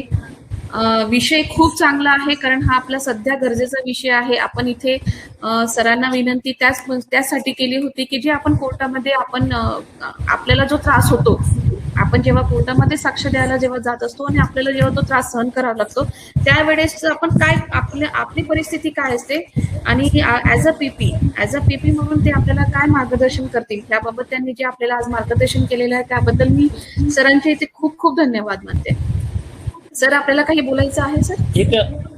हो, मला एक एवढं सांगायचं आहे की या आजच्या विषयाचा तो दुसरा भाग होता की अन्वेषण अधिकाऱ्याची कोर्टाचे साक्ष, हा आपण कव्हर करू शकलो नाहीये. मी तुम्हाला हे सांगतो, पण ज्या वेळेला जिथे कॉन्ट्रोवर्सी असेल तिथे आयोच्या साक्षीला महत्व असतं. हे ज्या आता जसे आम्ही कॉन्ट्रोवर्सीज तुम्हाला सांगितल्या त्यावेळेला आयोची साक्ष काय असते, त्याला अपेक्षित काय असतं, त्यांनी कसं निडरपणे बोलायचं असतं, हे आपण कधीतरी आपल्याला जमलं तर आपण त्याविषयी चर्चा करू. आणि या गोष्टींना सोडून द्या. मग समोरचे विचारतात तर काय झालं, विचारतात म्हणून काय झालं का? आपण शासनाचे प्रतिनिधी आहोत, आपल्याला माहिती आहे कायदा काय आहे, डरणे का नाही. नक्की सर. परत एकदा मी आजचा आपला अमूल्य वेळ दिल्याबद्दल मी सीपीआर पुणे आणि एमपी नाशिककडून आपले खूप खूप धन्यवाद मानते. आणि परत सगळ्यांना प्रत्येक अधिकारी आणि अंमलदार यांना मी विनंती करते की ई लर्निंग हे जे आपल्या एमपीएचं अकॅडमी पोर्टल आहे त्यावर सर्वांनी ते मार्गदर्शनपर जे आपल्याला सॉफ्टवेअर तयार करून देण्यात आलेलं आहे ते सर्वांनी रीड करावे. त्याचा जे काही तुम्हाला टेक्निकल प्रॉब्लेम येत असतील लॉग इन करण्याकरिता तर तुम्ही डायरेक्टली आम्हाला सुद्धा अप्रोच करू शकता सीपीआर पुणेंना, किंवा तुम्ही नाशिक एमपीए यांचा नंबर दिलेला आहे 0253-235-2166. परत मी एकदा रिपीट करते 0253-2352-166 आणि तिथला एक्सटेन्शन नंबर आहे 473 हा तिथला एक्सटेन्शन नंबर आहे. तुम्हाला टेक्निकल काही प्रॉब्लेम झाले तर तुम्ही तिथे कॉल करून तुम्ही माहिती घेऊ शकता. आणि खूप खूप धन्यवाद सर. आजचा वेबिनार इथे संपलेला आहे असे मी जाहीर करते. Thank you sir.